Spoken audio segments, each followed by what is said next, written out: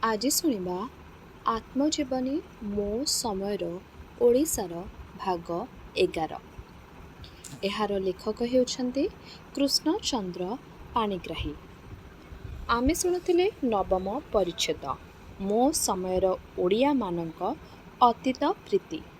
ଆଜି ଏହି ପରିଚ୍ଛେଦର ଆମେ ଶୁଣିବା ଦ୍ୱିତୀୟ ଅଧ୍ୟାୟ। ଶ୍ରୀ ରାଧାକୃଷ୍ଣଙ୍କଠାରେ ଆରୋପିତ ଉତ୍କଟ ପ୍ରେମଲୀଳା କେବେ ଓ କେଉଁଠାରୁ ଓଡ଼ିଶାକୁ ଆସିଲା ତାହା ନିର୍ଦ୍ଧାରଣ କରିବା ସହଜ ହୁଏ ନାହିଁ। ମାତ୍ର ଷୋଡ଼ଶ ଶତାବ୍ଦୀ ପରବର୍ତ୍ତୀ ଓଡ଼ିଆ ବୈଷ୍ଣବ ସାହିତ୍ୟରେ ଶ୍ରୀ ଚୈତନ୍ୟଙ୍କ ପ୍ରଭାବ ଲକ୍ଷିତ ନ ହୋଇ ଶ୍ରୀ ଜୟଦେବଙ୍କ ପ୍ରଭାବ ହିଁ ନିର୍ଦ୍ଦିଷ୍ଟ ଭାବରେ ଲକ୍ଷିତ ହୁଏ। ଶ୍ରୀ ଜୟଦେବଙ୍କୁ ବୈଷ୍ଣବ ଧର୍ମର ମୂଳାଧାର ରୂପେ ବୋଲି କୌଣସି ବୈଷ୍ଣବ କହନ୍ତି ନାହିଁ କିମ୍ବା ତାଙ୍କ ପ୍ରଚାରିତ ଧର୍ମମତକୁ ଶ୍ରେଷ୍ଠ ବୈଷ୍ଣବ ମତ ବୋଲି କହନ୍ତି କେହି ଭାବନ୍ତି ନାହିଁ। ବୈଷ୍ଣବ ମତ ବିକାଶ ଶେଷ ପର୍ଯ୍ୟାୟରେ ଭକ୍ତମାନଙ୍କୁ କୃଷ୍ଣା ଭାବାପନ୍ନ ବା ରାଧା ଭାବାପନ୍ନ ହେବା ପାଇଁ ନିର୍ଦ୍ଦେଶ ଦିଆଯାଇଛି। ମାତ୍ର ଏହି ଭାବାପନ୍ନତାକୁ କେବଳ ମାନସିକ ସ୍ତରରେ ରଖିବାକୁ ହିଁ କୁହାଯାଇଛି।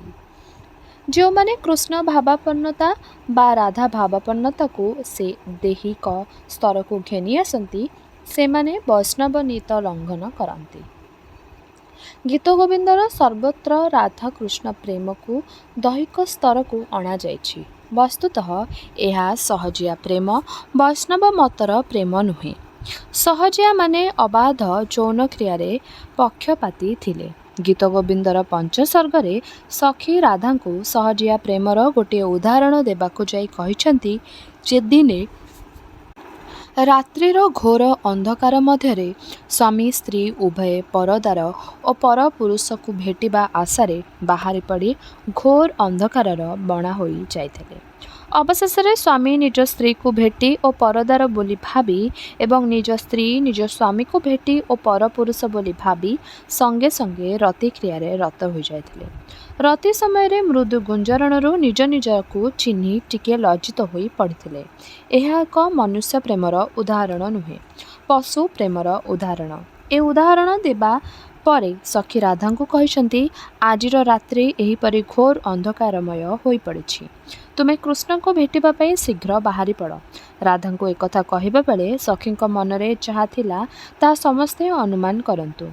ଗୀତଗୋବିନ୍ଦର ପଦାବଳୀ ଲଳିତ ଓ ସଙ୍ଗୀତମୟ ସତ୍ୟ, ମାତ୍ର ଏଥିରେ ଦଶାବତାର ବନ୍ଦନା ଛଡ଼ା ଆତ୍ମାକୁ ଉନ୍ନତ କରିବା ପାଇଁ କୌଣସି ବିଷୟ ନାହିଁ। ଗୀତଗୋବିନ୍ଦର ଧର୍ମମତ ଓଡ଼ିଶାର ପ୍ରାଚୀନ ଜଗନ୍ନାଥ ଧର୍ମର କୌଣସି ଅଂଶ ସହିତ ମେଳ ଖାଏ ନାହିଁ। ଷୋଡ଼ଶ ଶତାବ୍ଦୀ ପୂର୍ବରୁ ଓଡ଼ିଶାର କୌଣସି କବି ମଧ୍ୟ ଏହି ଧର୍ମଗତ ଗ୍ରହଣ କରିନାହାନ୍ତି। ଶାରଳା ଦାସ ଗୀତଗୋବିନ୍ଦର ଧର୍ମମତକୁ ତୀବ୍ର ତାଚ୍ଛଲ୍ୟ କରି ତାଙ୍କ ମହାଭାରତର ଆଦ୍ୟ ପର୍ବରେ ଖଲ୍ୟକାରର ଜନ୍ମ ଓ ଶ୍ରୀହରିର ବାଲ୍ୟଲୀଳା ଶୀର୍ଷକ ଯେଉଁ ପ୍ରହସନଦ୍ୱୟ ଲେଖିଛନ୍ତି ସେଗୁଡ଼ିକୁ ଲେଖକ ଅନ୍ୟତ୍ର ଆଲୋଚନା କରିଛି। ଯେପରି ଝଙ୍କାର 1970 ଜାନୁଆରୀ ସଂଖ୍ୟା ପ୍ରବନ୍ଧ ମାନସ ପୃଷ୍ଠା 1-20। ଜଗନ୍ନାଥ ଦାସଙ୍କ ବିଶାଳ ଓଡ଼ିଆ ଭାଗବତରେ ରାଧାଙ୍କ ନାମଲେଖ ପର୍ଯ୍ୟନ୍ତ ନାହିଁ। ସପ୍ତଦଶ ଶତାବ୍ଦୀ ପୂର୍ବରୁ ଓଡ଼ିଶାର କୌଣସି କଳା ସ୍ଥାପତ୍ୟର ରାଧାଙ୍କ ମୂର୍ତ୍ତି ସ୍ଥାନ ପାଇନାହିଁ। ଏହା ସତ୍ୟ ଯେ ଗଙ୍ଗ ରାଜତ୍ୱ କାଳରୁ ଜଗନ୍ନାଥ ମନ୍ଦିରରେ ଗୀତଗୋବିନ୍ଦ ନୃତ୍ୟ ହୋଇ ଗୀତ ହେଉଥିଲା। ଏ ମନ୍ଦିରରେ ବହୁବିଧ ସମ୍ପ୍ରଦାୟର ଧର୍ମଗତ ପ୍ରକାଶ ପାଇଁ ଯେଉଁ ସୁଯୋଗ ସୃଷ୍ଟି ହୋଇଥିଲା ଗୀତଗୋବିନ୍ଦ ପାଇଁ ମଧ୍ୟ ସେହି ସୁଯୋଗ ଦିଆଯାଇଥିଲା। ଯେଉଁମାନେ ଏହାକୁ ଶୁଣିବାକୁ ଚାହୁଁଥିଲେ ସେମାନେ ଏହାକୁ ଶୁଣିପାରୁଥିଲେ। ଶ୍ରୀ ଜଗନ୍ନାଥ ମନ୍ଦିର ରେଡ଼ିଓ ଷ୍ଟେସନ ହୋଇନଥିଲା ଯେ ସେଠାରେ ଗୀତଗୋବିନ୍ଦ ଗୀତ ହେଲେ ସମସ୍ତେ ଓଡ଼ିଶାବାସୀଙ୍କୁ ଶୁଣାଯାଉଥିଲା। ମାତ୍ର ଗୀତଗୋବିନ୍ଦର ରାଧାକୃଷ୍ଣ ପ୍ରେମରସ ଷୋଡ଼ଶ ଶତାବ୍ଦୀର ପରବର୍ତ୍ତୀ ପ୍ରାୟ ସମସ୍ତ ଓଡ଼ିଆ ସାହିତ୍ୟରେ ପ୍ରତିଫଳିତ ହୋଇଛି। ପ୍ରାୟ ସମସ୍ତ ଓଡ଼ିଆ ବୈଷ୍ଣବ କବି ରାଧାକୃଷ୍ଣଙ୍କ ପ୍ରେମକୁ ମାନସିକ ସ୍ତରରେ ନ ରଖି ଦୈହିକ ସ୍ତରକୁ ଘେନି ଆସିଛନ୍ତି। ମୋର ଏହି ଉକ୍ତି ଏତେ ବ୍ୟାପକ ଯେ ମୁଁ ଏହାର ସମ୍ୟକ୍ ଆଲୋଚନା ଏଠାରେ କରିପାରୁନାହିଁ। କିନ୍ତୁ ମୋର ଏହି ଉକ୍ତିକୁ ବିଭ୍ରାନ୍ତିକର ବୋଲି ଯଦି କେହି କହନ୍ତି ତେବେ ମୁଁ ଆଉ ଗୋଟିକ ପ୍ରବନ୍ଧ ଲେଖିବି ଓଡ଼ିଶାର ପ୍ରାଚୀନ ବୈଷ୍ଣବ କବିତା ସମାଜର ଅଙ୍ଗୀଭୂତ ହୋଇସାରିଛି। ଏହାର ଭାଷା, ଛନ୍ଦ, ସଙ୍ଗୀତ ଓ ଜନସାଧାରଣଙ୍କ ସହିତ ଏହାର ନିବିଡ଼ ସମ୍ବନ୍ଧ ଏହାକୁ ଓଡ଼ିଆ ସଂସ୍କୃତିର ଅବିଚ୍ଛେଦ ଅଙ୍ଗ କରି ରଖିଛି। ଏହି ଅବିଚ୍ଛେଦ ଅଙ୍ଗକୁ କାଟି ଫିଙ୍ଗି ଦେବାକୁ କେହି କହୁନାହିଁ।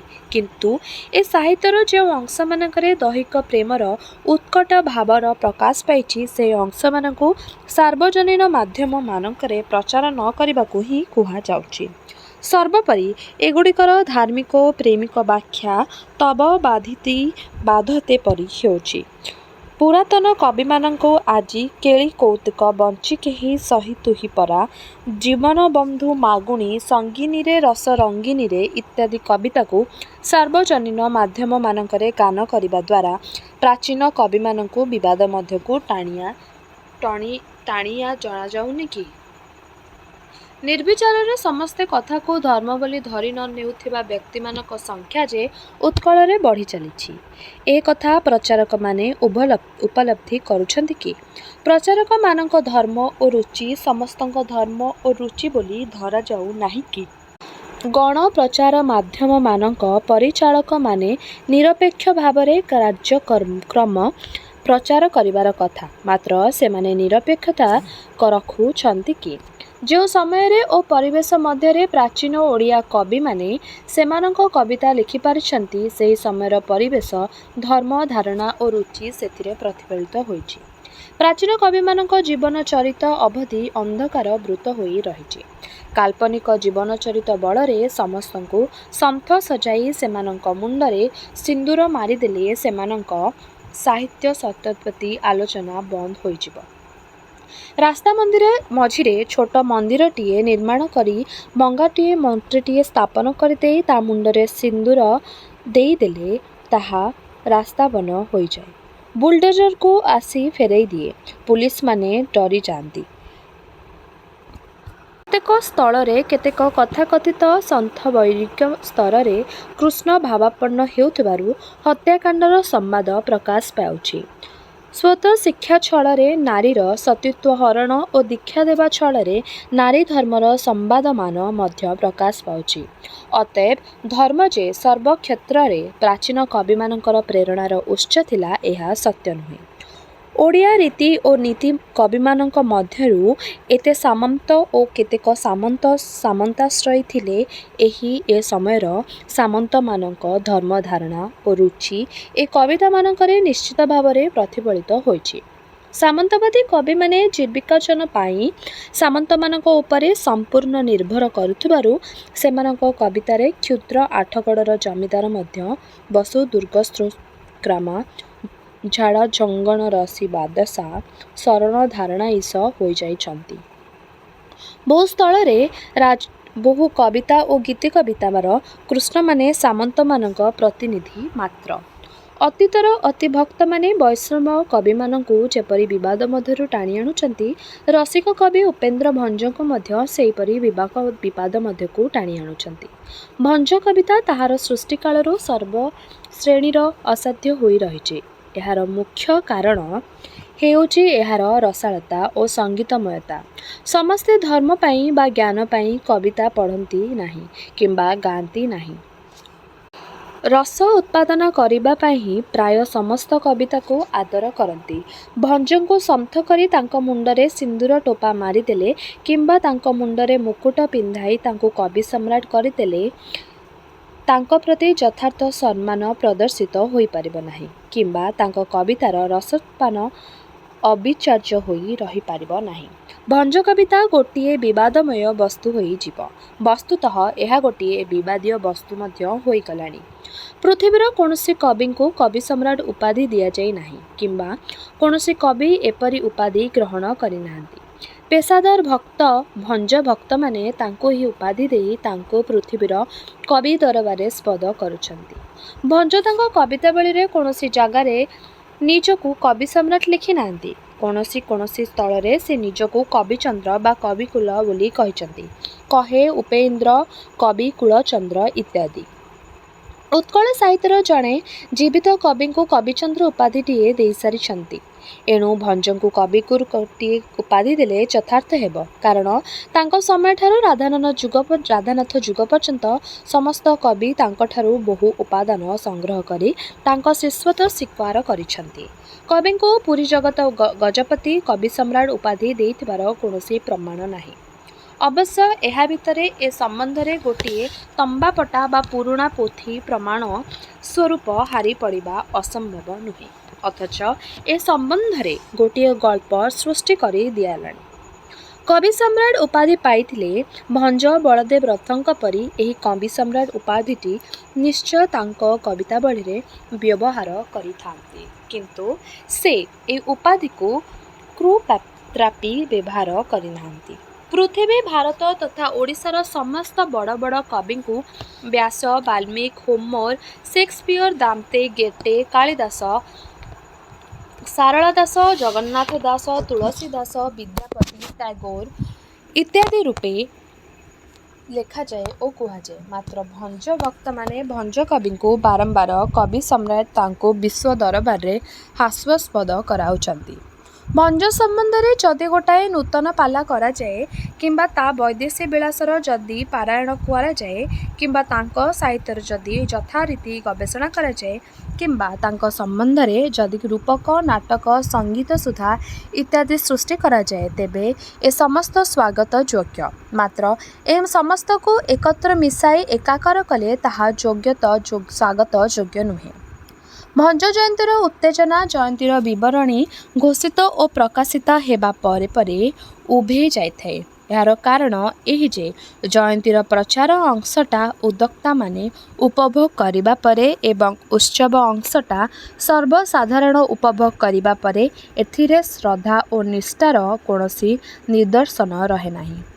भंज जयंतीर 34 वर्ष मध्य सटीक भंज ग्रंथावली एकत्र प्रकाशित होई पारि नाही। ओडिशार प्रचार माध्यम मानक जरिया भंजଙ୍କୁ विश्व सहित संयोग करिबार चेष्टा मध्य एक विडंबना।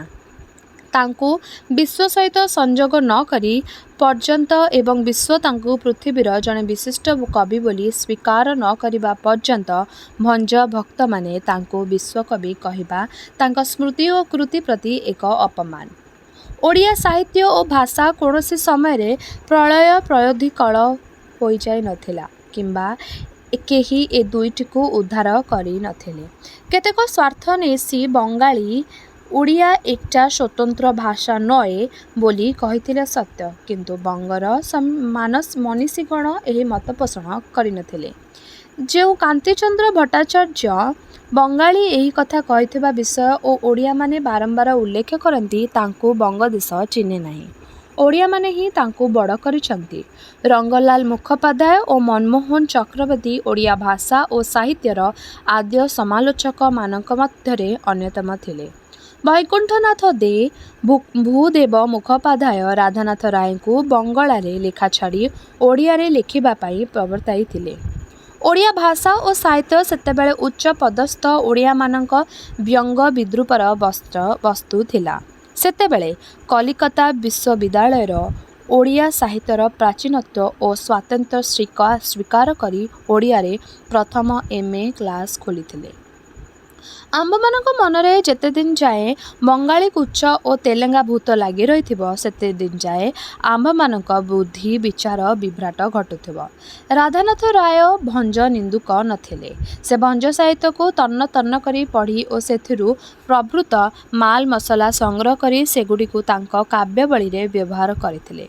ए संबंध में बहु प्रमाण संग्रह करी 16-17 वर्ष पूर्वे डगरर राधानाथ विशेष संख्यार अध्यापक गोविंद चंद्र उद्गाता जो दीर्घ प्रबंध भंज कवितार गाई बंगाली मानकु शुणाइथिले ताहार प्रमाण भूदेव मुखोपाध्याय संपादित 1879 रे एजुकेशन गैजेट रु प्रमाणित हुए। उपेंद्र भंजेर से कविता सुंदर सुनाए मोहि जाछिले आमार अंतर। भूदेव राधानाथ कंठरू उपेंद्र भंजଙ୍କ कविता शुणी कहले, कविता पियूसी धारा ढाली देछ काने जेनबा स्वर्गीय पिक कुहरे नंदने। तोमाते उपेंद्र जेन आविर्भूत भाबी घेन ସେ ସରଳ ଭାବ ପୂର୍ଣ୍ଣିତ ସୁନ୍ଦର କବିତାର କଥା ମନେ ଜାଗେ ନିରନ୍ତର। ଏହାଛଡ଼ା ଭୂଦେବ ଓ ବଙ୍ଗକବି ନବୀନ ଚନ୍ଦ୍ର ରାଧାନାଥଙ୍କୁ ଓଡ଼ିଶାର ଗୌରବ କେତନ ବୋଲି କହିଛନ୍ତି। ବଙ୍ଗର ଗୌରବ କେତନ ବୋଲି କେହି କହି ନାହାନ୍ତି। ବଙ୍ଗଳା ଛାଡ଼ି ଓଡ଼ିଶାରେ ଲେଖିଲା ବେଳେ ରାଧାନାଥଙ୍କ ମନରେ ସମସ୍ୟା ଉଠିଥିଲା। ସେ ଭଞ୍ଜୀୟ ଭାଷାଶୈଳୀର କବିତା ଲେଖିବେ କିମ୍ବା ନୂତନ ଭାଷାଶୈଳୀରେ କବିତା ଲେଖିବେ ସେ ବିଷୟରେ ସେ ଚିନ୍ତା କରିଥିଲେନି।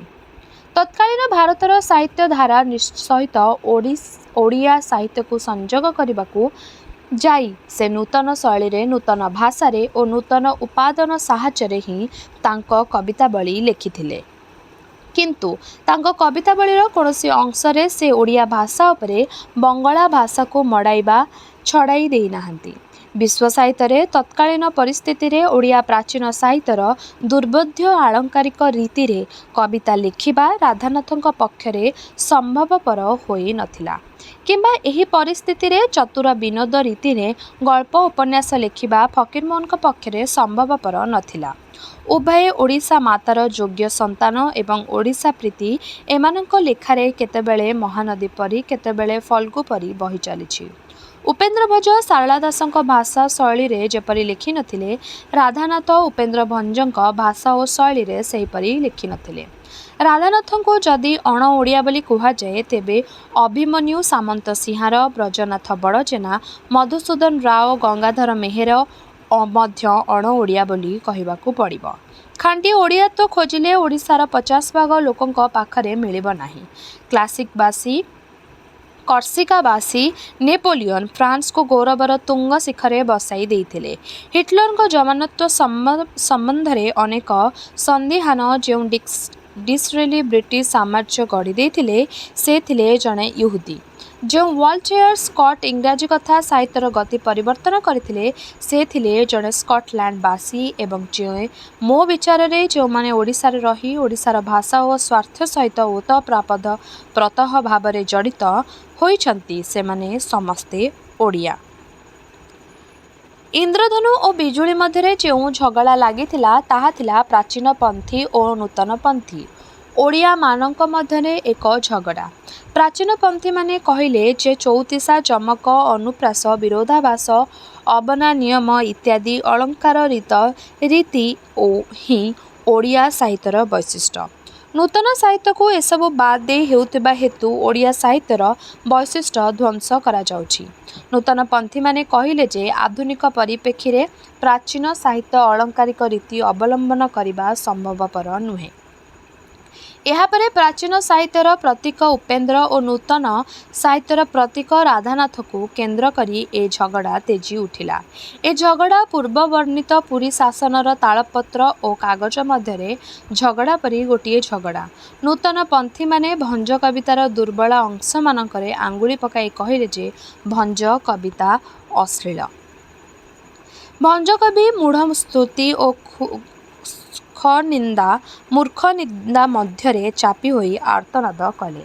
ପରବର୍ତ୍ତୀ କାଳରେ ବିଚ୍ଛନ୍ଦଚରଣ ପଟ୍ଟନାୟକ ପ୍ରାଚୀନ ଓଡ଼ିଆ ସାହିତ୍ୟର ଗୌରବ ଦେଖାଇବାକୁ ଚେଷ୍ଟା କରିବା ପାଇଁ ସମସ୍ତଙ୍କ ଧନ୍ୟବାଦ ହୋଇଛନ୍ତି। ମାତ୍ର ସେ ପ୍ରାଚୀନ ରୀତିରେ ଯେଉଁ କବିତା ମୂଢ଼ ଗ୍ରନ୍ଥ ଲେଖିଛନ୍ତି ତାକୁ ଅନୁସରଣ ବା ଆଦର୍ଶ କରି ଆଉ କେହି ସେହିପରି କବିତା ଲେଖିଲେ ନାହିଁ। ଓଡ଼ିଆ ସାହିତ୍ୟ ତାହାର ସ୍ୱାଭାବିକ ମାର୍ଗରେ ଗତି କରି ସବୁଜ ଯୁଗକୁ ଅତିକ୍ରମ କରି ଆଧୁନିକ ଯୁଗରେ ଆସି ପହଞ୍ଚିଛି। ଓଡ଼ିଶାରେ ଗୋଟିଏ ଶ୍ରେଣୀର ବ୍ୟକ୍ତି ଓଡ଼ିଆ ଭାଷା ଓ ସଂସ୍କୃତିର ସଂରକ୍ଷଣ ବୋଲାଇ ଅତ୍ୟନ୍ତ ଅସହିଷ୍ଣୁତା ପ୍ରକାଶ କରି ଆସିଛି। ଏପରି ଅସହିଷ୍ଣୁତା ସଭ୍ୟ ଦେଶରେ ଦେଖାଯାଏ ନାହିଁ। କୌଣସି ସମାଲୋଚକ କହିଛନ୍ତି ଯେ ସେକ୍ସପିୟର ଜଣେ ଦ୍ୱିତୀୟ ଶ୍ରେଣୀର ଲେଖକ ଥିଲେ। କେହି କହିଛନ୍ତି ଯେ ସେ ବରପାଠୁଆ ଥିଲେ କାରଣ ତାଙ୍କର ଯେତେ ଦସ୍ତଖତ ମିଳିଛି ସେଥିରେ ଭିନ୍ନ ଭିନ୍ନ ପ୍ରକାର ମନଜା ରହିଛି। କେହି କହିଛନ୍ତି ଯେ କୌଣସି ନାଟକର ରଚୟିତା ନୁହନ୍ତି। ଅନ୍ୟ ନାଟକରମାନଙ୍କର ଲେଖା ଘେନି ଆସି ନିଜ ନାମରେ ଚଳାଇ ଦେଇଛନ୍ତି। ବିଶ୍ୱବନ୍ଧୁ ସେକ୍ସପିୟର ସମ୍ବନ୍ଧରେ ଏହିପରି ମତ ପ୍ରକାଶ ପାଇବା ବେଳେ ପୃଥିବୀରେ ତାଙ୍କର ଅଗଣିତ ପ୍ରଶଂସକ ବିଚଳିତ ବା ଅସହିଷ୍ଣୁ ହୋଇନାହାନ୍ତି। ରଜନୀକାନ୍ତ ଦାସ ସଜନୀକାନ୍ତ ଦାସ ରବି ଠାକୁରଙ୍କ କବିତାର କଠୋର ସମାଲୋଚନା କଲାବେଳେ ଠାକୁର କିମ୍ବା ତାଙ୍କର ଅସଂଖ୍ୟ ପ୍ରଶଂସକ ତାଙ୍କ ସହିତ ମସିଯୁଦ୍ଧରେ ପ୍ରବୃତ୍ତ ହୋଇନଥିଲେ। ନିରୋଧ ଚୌଧୁରୀ ବଙ୍ଗାଳୀମାନଙ୍କର ସବୁ ଦୋଷ ଦୁର୍ବଳତା ପଦାରେ ପକାଇ ଦିଅନ୍ତି।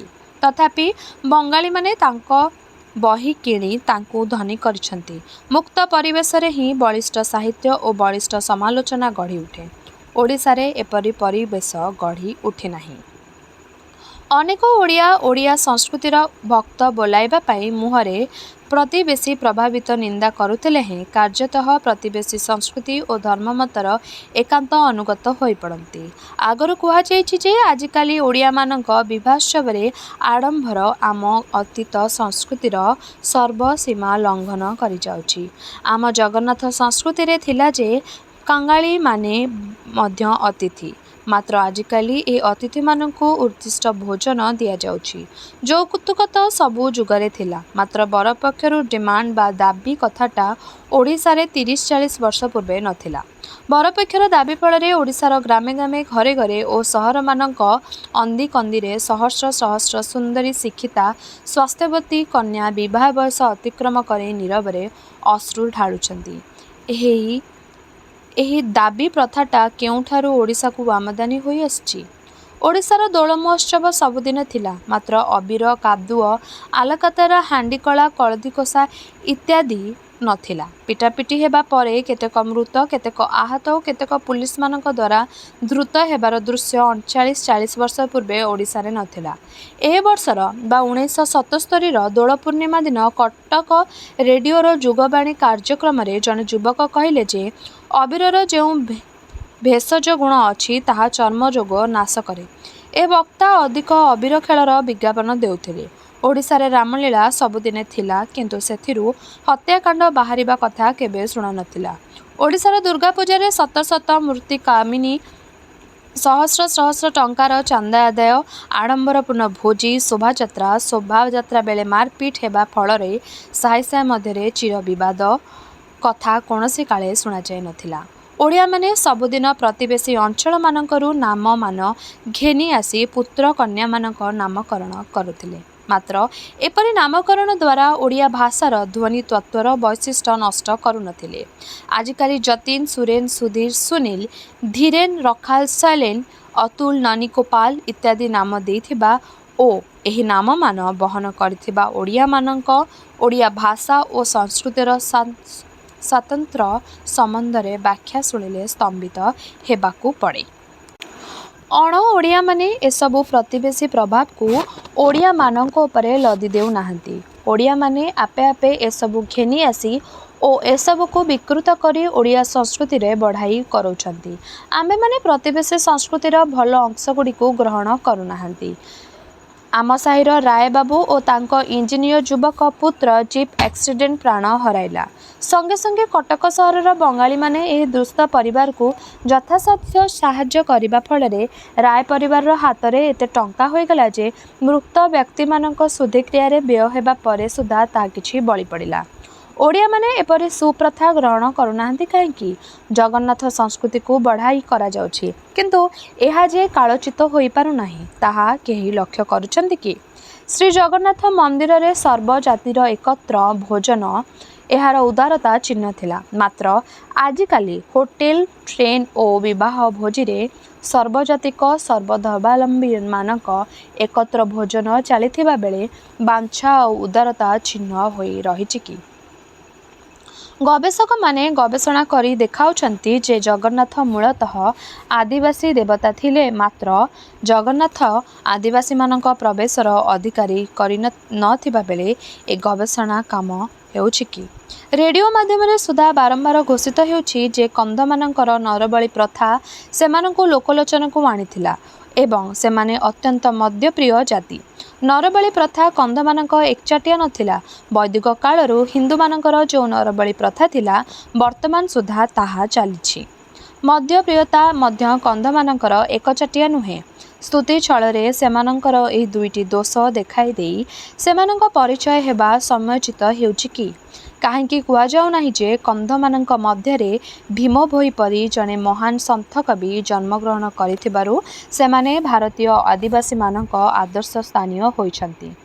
ଓଡ଼ିଆମାନଙ୍କ ଅତୀତ ପ୍ରୀତି ପ୍ରଚାରପନ୍ଥୀମାନଙ୍କ ହାତରେ ପଡ଼ିଯାଇଛି। ଏମାନେ ସତ୍ୟର ସମ୍ମୁଖୀନ ହୁଅନ୍ତି ନାହିଁ। କାହିଁକି ଓଡ଼ିଶାର ପୂର୍ଣ୍ଣାଙ୍ଗ ଇତିହାସ ଲେଖା ହୋଇ ପାରୁନାହିଁ? କାହିଁକି ଓଡ଼ିଆ ଜ୍ଞାନକୋଷ ଲେଖା ହୋଇ ପାରୁନାହିଁ? କାହିଁକି ଆନ୍ତର୍ଜାତିକ ସ୍ତରରେ ଗ୍ରହଣଯୋଗ୍ୟ ଜୟଦେବ ସମ୍ବନ୍ଧୀୟ ଗ୍ରନ୍ଥଟିଏ ଇଂରାଜୀରେ ଲେଖା ହୋଇ ପାରୁନାହିଁ? କାହିଁକି ଉପେନ୍ଦ୍ର ଭଞ୍ଜ ସମ୍ବନ୍ଧୀୟ ଇଂରାଜୀ ଗ୍ରନ୍ଥଟିଏ ଲେଖା ହୋଇ ପାରୁନାହିଁ? କାହିଁକି ସିଦ୍ଧାନ୍ତ ଦର୍ପଣର ନୂତନ ସଂସ୍କରଣଟିଏ ପ୍ରକାଶ ହୋଇପାରୁନାହିଁ? କାହିଁକି ସାମନ୍ତ ଚନ୍ଦ୍ରଶେଖରଙ୍କ ସ୍ମାରକ ଗ୍ରନ୍ଥଟିଏ ପ୍ରକାଶିତ ହୋଇପାରୁନାହିଁ? କାହିଁକି ମଧୁସୂଦନ ଗୋପମଣି ଉତ୍କଳମଣି ଗୋପବନ୍ଧୁଙ୍କ ଭାରତ ଗୌରବ ମଧୁସୂଦନ ଓ ଭାରତମଣି ଗୋପବନ୍ଧୁ କରିବା ପାଇଁ ସେମାନଙ୍କ ଜୀବନ ଚରିତ ଇଂରାଜୀରେ ଲେଖା ହେଉନାହିଁ? କାହିଁକି ଓଡ଼ିଶାର ସାଧୁସନ୍ଥ ସର୍ବଭାରତୀୟ ସ୍ତରକୁ ଉନ୍ନତି ହୋଇପାରୁନାହାନ୍ତି? କାହିଁକି କରାଗଲା? କାହିଁକି ବହୁ ସଂଖ୍ୟକ ଜାଲ ଐତିହାସିକ ଉପାଦାନ ସୃଷ୍ଟି ହେଉଛି ଏବଂ ଏଗୁଡ଼ିକ ଦ୍ୱାରା ଓଡ଼ିଆମାନଙ୍କ ଐତିହାସିକ ଗବେଷଣାର ଫଳ ଆନ୍ତର୍ଜାତିକ ସ୍ତରରେ ନିନ୍ଦିତ ଓ ସନ୍ଦେହଯୁକ୍ତ ହେଉଛି? କାହିଁକି ଓଡ଼ିଶାର ଏକମାତ୍ର ଇଂରାଜୀ ଐତିହାସିକ ଗବେଷଣା ପତ୍ରିକା ଆଉ ପ୍ରକାଶିତ ହୋଇପାରୁନାହିଁ? ଇତ୍ୟାଦି ବିଷୟକ ସତ୍ୟର ସେ ସମ୍ମୁଖୀନ ହେଉନାହାନ୍ତି। ଖାଲି ଭଞ୍ଜ ଓ ଜୟଦେବଙ୍କୁ କେନ୍ଦ୍ର କରି ଓ ପରିପ୍ରଚାରକ ଚଳାଇ ସେଥିରୁ କେତେକ ବ୍ୟକ୍ତି ଫାଇଦା ଉଠାଇ ନେଉଛନ୍ତି। ଏହି ପ୍ରଚାରପନ୍ଥୀମାନେ ତରୁଣବର୍ଗଙ୍କୁ କହୁଛନ୍ତି ଯେ ଅତୀତ ଓଡ଼ିଶା ଅତି ବଡ଼ ଥିଲା ଏବଂ ଆଜି ସୁଦ୍ଧା ତାହା ଧର୍ମାତ୍ମାମାନଙ୍କ ଦେଶ। ଏହି ଆତ୍ମସନ୍ତୋଷ ଅଫିମ ଖାଇବା ପରେ ତରୁଣବର୍ଗଙ୍କ ପ୍ରଜ୍ଞା ଗର୍ଭୀଭୂତ। ଓଡ଼ିଶା କାହିଁକି ଭାରତର ଦରିଦ୍ରତମ ରାଜ୍ୟ? କାହିଁକି ଏଠାରେ ଭିକାରୀ ସଂଖ୍ୟା ସର୍ବାଧିକ? କାହିଁକି ଏଠାରେ କୁଷ୍ଠରୋଗୀ ସଂଖ୍ୟା ଅଧିକ? ଓଡ଼ିଆମାନଙ୍କ ଜାଲ କରିବା ପ୍ରବୃତ୍ତି ସର୍ବକ୍ଷେତ୍ରରେ ପ୍ରକାଶ ପାଇଛି। କାହିଁକି ଏ ରାଜ୍ୟରୁ ସର୍ବାଧିକ ମୂର୍ତ୍ତି ଚୋରି ହେଉଛି? କାହିଁକି ଓଡ଼ିଆମାନଙ୍କ ଧର୍ମ ସମ୍ବନ୍ଧୀୟ ବିଶ୍ୱାସ ପ୍ରବଣତା ନିର୍ବୋଧତାର ସୀମା ସ୍ପର୍ଶ କରୁଛି? ଇତ୍ୟାଦି ବିଷୟରେ ତରୁଣମାନଙ୍କୁ ବୁଝାଇ କୁହାଯାଏ ନାହିଁ। ଏମାନଙ୍କୁ କୁହାଯାଉ ନାହିଁ ଯେ ଓଡ଼ିଶାରେ ବହୁ ଧର୍ମ ସମ୍ପ୍ରଦାୟ ଓ ସେମାନଙ୍କ ବହୁ ଅନୁଗାମୀ ଥିଲେ ମଧ୍ୟ ସେମାନେ ଚିନ୍ତା ରାଜ୍ୟରେ ଧାର୍ମିକ ବିପ୍ଳବ ବା ନୈତିକ ବିପ୍ଳବ ସୃଷ୍ଟି କରି ପାରୁନାହାନ୍ତି। ତରୁଣମାନଙ୍କୁ କୁହାଯାଉ ନାହିଁ ଯେ କେବଳ ମନୁଷ୍ୟ ରାମମୋହନ ରାୟଙ୍କ ଧର୍ମ ବାର୍ତ୍ତା ହିଁ ଓଡ଼ିଶାର ଚିନ୍ତା ରାଜ୍ୟର ବିପ୍ଳବ ସୃଷ୍ଟି କରିଥିଲା। ତରୁଣବର୍ଗଙ୍କୁ କୁହାଯାଉ ନାହିଁ ଯେ ଓଡ଼ିଶା ଭାରତର ସର୍ବକ୍ଷେତ୍ରରେ ପଛରେ ପଡ଼ିଛି। ଏ ପର୍ଯ୍ୟନ୍ତ 2 ଜଣ ଓଡ଼ିଆ କେନ୍ଦ୍ରମନ୍ତ୍ରୀମଣ୍ଡଳରେ କ୍ୟାବିନେଟ୍ ପାହ୍ୟା ପାଇଛନ୍ତି। 3 ଜଣ ମାତ୍ର ରାଜ୍ୟପାଳ ହୋଇଛନ୍ତି। କେହି ରାଷ୍ଟ୍ରପତି ବା ଉପରାଷ୍ଟ୍ରପତି ହୋଇନାହାନ୍ତି। କୌଣସି ଓଡ଼ିଆ ଆମ୍ବାସାଡର, ଚାର୍ଜ ଅଫିସର ବା ହାଇ କମିଶନର ହୋଇନାହାନ୍ତି। ଭାରତର ପ୍ରତିରକ୍ଷା ବିଭାଗରେ ଓଡ଼ିଆମାନଙ୍କ ସ୍ଥାନ ନଗଣ୍ୟ। କୌଣସି ଓଡ଼ିଆ ପଦ୍ମଭୂଷଣ ଠାରୁ ଉଚ୍ଚତର ଉପାଧି ପାଇନାହାନ୍ତି। ମଧୁସୂଦନ ଦାସଙ୍କ ପରେ କୌଣସି ଓଡ଼ିଆ ନୀତିଗତ କାରଣରୁ କିମ୍ବା ଓଡ଼ିଶାର ସ୍ୱାମୀ ଓ ସମ୍ମାନ ଆଞ୍ଚ ଆସୁଥିବା ହେତୁ ମନ୍ତ୍ରୀପଦ ବା ସଂସଦ ପଦ ତ୍ୟାଗ କରି ନାହାନ୍ତି। ଅଥଚ ଏହି ସମୟ ମଧ୍ୟରେ ବହୁ ସଂଖ୍ୟକ ବଙ୍ଗାଳୀ ଓ ତେଲେଙ୍ଗୀ ମନ୍ତ୍ରୀ ଓ ସଦସ୍ୟ ଅନୁରୂପ କାରଣରୁ ମନ୍ତ୍ରୀପଦ ଓ ସଦସ୍ୟପଦ ତ୍ୟାଗ କରିଛନ୍ତି। ତରୁଣବର୍ଗଙ୍କୁ କୁହାଯାଉ ନାହିଁ ଯେ ଭାରତୀୟ ଜାତୀୟ କଂଗ୍ରେସରେ 92 ବର୍ଷ ଅବସ୍ଥିତ ସମୟରେ ଓଡ଼ିଶାରେ ଥରେ ମାତ୍ର ଏହାର ପୂର୍ଣ୍ଣାଙ୍ଗ ଅଧିବେଶନ ବସିଥିଲା। କୌଣସି ଓଡ଼ିଆ କଂଗ୍ରେସ ସଭାପତି ବା ଜେନେରାଲ ସେକ୍ରେଟାରୀ ହୋଇନାହାନ୍ତି। ଜାତିସଂଘରେ ବା ଏହାର ବହୁ ଶାଖା ପ୍ରଶାଖା ସଂସ୍ଥାମାନଙ୍କରେ ଭାରତ ତରଫରୁ କୌଣସି ଓଡ଼ିଆ ଉଲ୍ଲେଖଯୋଗ୍ୟ ସ୍ଥାନ ପାଇନାହାନ୍ତି। ଉପେକ୍ଷିତା, ଲାଞ୍ଛିତା, ଅନାହାରିତା, ରୁଗୁଣା ଉତ୍କଳମାଳା ପୁରୁଣା ଶାଲ ଖଣ୍ଡେ ଘୋଡ଼ି ହୋଇ କାନ୍ଦୁଛି। ସଭା ସମିତିରେ, ଜୟନ୍ତୀ ଉତ୍ସବମାନଙ୍କରେ କିମ୍ବା ରେଡ଼ିଓ ମାଧ୍ୟମରେ ଅତୀତ ପ୍ରୀତିରେ ଆବେଗମୟ ହୋଇ କେତେକ ଓଡ଼ିଆ ବେପଥୁ ପୁଲକ ସ୍ୱରଭଙ୍ଗ ଇତ୍ୟାଦି ପ୍ରକାଶ କଲେ ତଦ୍ଦ୍ୱାରା ଲାଞ୍ଛିତା ଜନନୀର ନୟନରୁ ଅଶ୍ରୁ ପୋଛା ହୋଇପାରିବ ନାହିଁ। ଏ ସମସ୍ତ ତୃଣାଗ୍ନି ପରି ଏବଂ ଏ ସମସ୍ତ ଜାତିର ବୌଦ୍ଧିକ ଚେତନା ଜାଗ୍ରତ କରିପାରେ ନାହିଁ। କର୍ମ, ଶ୍ରମ, ନିଷ୍ଠା, ସାଧନା ଓ ସତ୍ୟାଶ୍ରୟ ତାହା ହିଁ ଓଡ଼ିଶାରେ ମାନସିକ ବିପ୍ଳବ ଆଣିପାରିବ। 1568 ଖ୍ରୀଷ୍ଟାବ୍ଦରୁ 19 ଶତାବ୍ଦୀର ଶେଷାର୍ଦ୍ଧ ପର୍ଯ୍ୟନ୍ତ ଦୀର୍ଘ ସମୟ ମଧ୍ୟରେ କେତେଗୁଡ଼ିଏ ଓଡ଼ିଆ कविता छड़ा ए राज्य रे मनुष्य परी मनुष्य थिवार बेसी प्रमाण मिले नहीं। अतएव ओडिशार अतीतरू प्रेरणा पाइबा पाई जदि ओडिया माने इच्छा करती तेबे सेमानंकु 1568 ख्रीष्टाब्द पछकु जिबाकु पड़िबो। ए समय ओडिया मानक राज्य और स्वाधीनता थिला एवं मध्य मध्य सेमाने साम्राज्य विस्तार मध्य करथिले।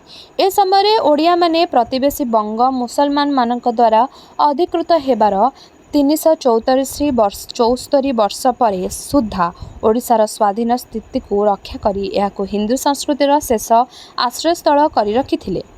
ए समय निर्मित ओडिशार मूर्ति मंदिर पृथ्वी रे विस्मय सृष्टि करिछि। ए समय चोड़गंग अनंग भीम लांगुल नरसिंह कपिलेन्द्र पुरुषोत्तम देव हंबीर वीरभद्र प्रभृति वीरगाथा भारत में अतुलनीय। ए समय कुंड बिंदु दुर्गरे ओडिया सैन्य माने आत्मसमर्पण न करी जला भाव जो समूह मृत्युवरण करथिले ताहा पृथ्वी इतिहास रे विरल। ए समय प्रत्येक ओडिया जड़े जड़े सैनिक थिबारु आजिकाली सुधा शतकरा 50% ओडिया सामरिक पदवी ग्रहण करनाहांती। ए समय ओडिया कवि सारला दास जगन्नाथ दास बलराम दास प्रभृति जो अतुलनीय दान रही ताहा यथा भाव स्वीकृत और कीर्तिक हेउनाही। अतीत प्रीति को पण्य न करी यार यथायथ व्यवहार करिबार समय आसीछि। एही महाकाश जुगरे सुद्धा भ्रांत अतीत प्रीति हेतु ओडिया तरुण वर्ग अनुभव करिपारु नाहंती जे ओडिशा पृथ्वी तथा भारतर गोटे क्षुद्रांश। ओडिशार चिंताधारा संस्कृति इतिहास साहित्य इत्यादि को अंततः पक्षे भारत सहित संजोग करि न पाले एसबु क्षेत्र में ओडिया मानक बढ़ाइवा निरर्थक। अनादि कालरू अनंत आकाश रे असंख्य कोटि तारा सूर्य ग्रह उपग्रह धूमकेतु निहारिकार हस्तिलोक चली आसी। एहारी मध्यरे महान सूर्य सहित क्षुद्रा पृथ्वीर नित्य रास भ्रमण चली। तारी फल दिन राति मास वर्ष रथचक्र परी घूरी घूरी बुलुछंती। रात्रि परे विकच राजीव दृशा उषा आसे। प्रभात समीर चमल प्रीति परी समस्त को चुंबी जाए। दरिद्र कुटीर रे शोभांजन अस्रजस्र पुष्प स्तबक मंडिता होई दुर्दिन रे दुखिनी प्रणयर हास्य परी देखा जाए। एही प्रभात को प्रत्यह स्वागत करी ओडिशा को पृथ्वी सहित संजोग करने को पड़िबो। अति निकटरे जड़े तुंग ओडिया नेता कहिसेंती जे ओडिशा 100 वर्ष पछरे पड़िछि। यह सत्य कथा। ओडिया मानक निर्विचार अतीत प्रीति सेमानंको 100 वर्ष पछरे पकाई देइछि। वर्तमान सुधा ओडिशा रे जो अतीत प्रीतिर लीला लागिछि ताहाको परिवर्तन न कले ओडिशा आहुरी बेसी पछरे पड़िजिबो। एहिठारे शेष हला कृष्णचंद्र पाणिग्राहींकर आत्मजीवनी मो समयर ओडिशार 9म परिच्छेद। रहिली नमस्कार।